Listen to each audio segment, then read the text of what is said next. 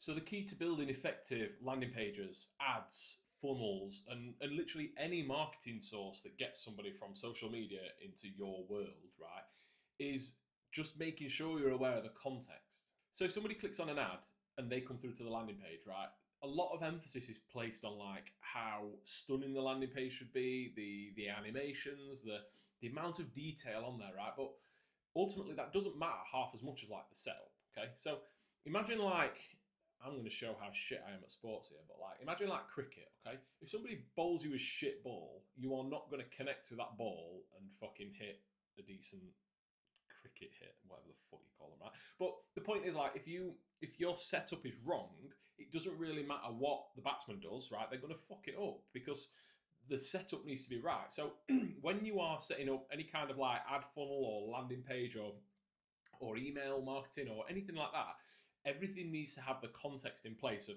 how the person got there. So a landing page's job is that somebody who lands on the page converts to a click and completes that single action, right? So a landing page is a like a single use website, so it has one goal. Whoever lands on the page is supposed to complete that one goal. The more percentage of people who complete the goal, the more effective the page, right?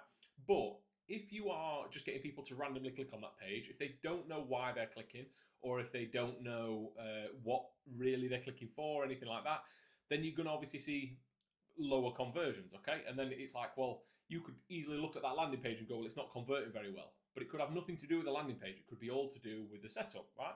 And the same with like email marketing, okay? If you have a really, really good offer, but the launch is shit, or the lead up and the framework is a dud, right? You're not going to see a conversion. Everything needs to work in tandem, and everything needs to be like contextually lined up. So, for example, like you start with the end goal, right? So the end goal is like to sell something. If you've got a landing page and you're launching, and your landing page has the goal of getting somebody to sign up to your email list and download your lead magnet, then work backwards from that. Like, what's the lead magnet? And then, okay, so how can I sell it on the landing page, right? Landing page, and then you've got, right, so psychology wise, what's the most appealing way to run this? It depends where the traffic's coming from. So, for example, like if you had let's just say a recipe ebook, right? Shit lead magnet, but here's an example, right? You've got a recipe ebook that you're trying to sell, right? You're going to put it on a landing, you're going to put a landing page there, and you're going to kind of gatekeep it so you can get people to sign up to the email list. The goal of the landing page is to get people to sign up to the email list for the ebook. So, what is the problem that the ebook solves? Like, what is specifically this ebook doing? Because if it's just like, here's a recipe book, nobody's going to give a shit, right? But what does the recipe book do? Why is this recipe book important? Why is it different from everything else out there, right? Once you get that lined up, that's the information that goes on the landing page. Now, landing page structure, we're working backwards, remember. We've got the product, we've got the end goal, we've then got the landing page in the middle. How are we going to send traffic to this landing page? Because if this landing page is going to be sent via um, talking heads or like spoken reels and ads, when it gets to the landing page, a VSL is probably just going to be more of the same, right? So you wouldn't necessarily want a VSL. You would have already done the selling beforehand. If your landing page is having traffic sent to it by like a static post or a carousel with just like words, then you definitely want a VSL to kind of build that extra level of trust.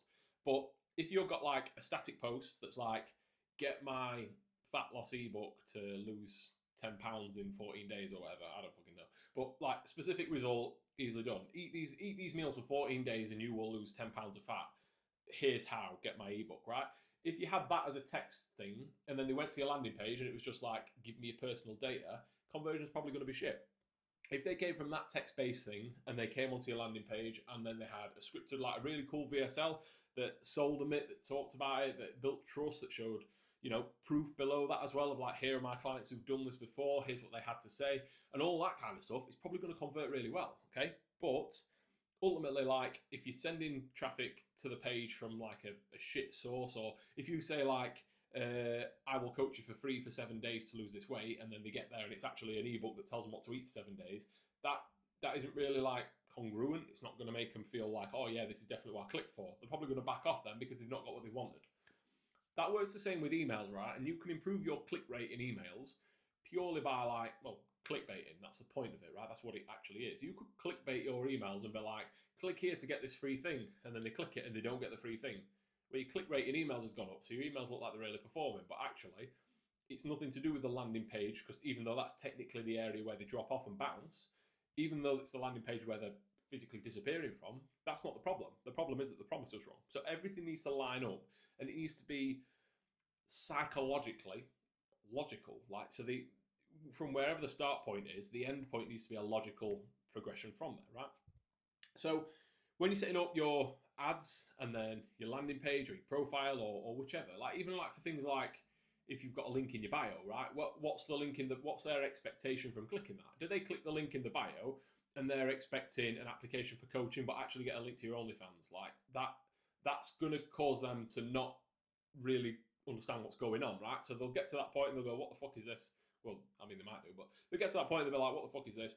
They'll disappear. They won't apply for coaching because by that point, like the trust is broken because they've clicked on that link, they've not seen it.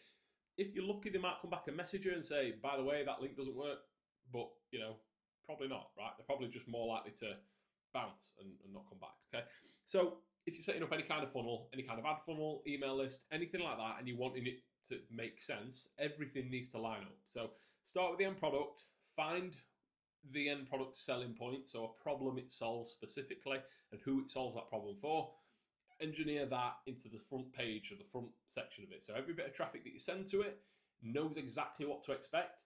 And then when they get on that page, they know exactly what to expect for that next point. If there's a disconnect at any point, you could still, for example, ads work really well, landing page works really well, email's full of spelling mistakes and delivers the lead magnet like a bag of dog shit through someone's letterbox, right? By the time you get to that point, all the trust is broken. Any other bit of email marketing is redundant. So you could be like, yeah, I'm getting loads of people onto my email list, but the first email pisses them off so much that you don't get anything further. So that's exactly how it is, right? Set the funnel up, make sure that everything lines up, and know the context of each delivery point. Because if you get people to sign up to your email list and you start emailing them with a topic completely different to the reason they signed up, they're not going to be interested.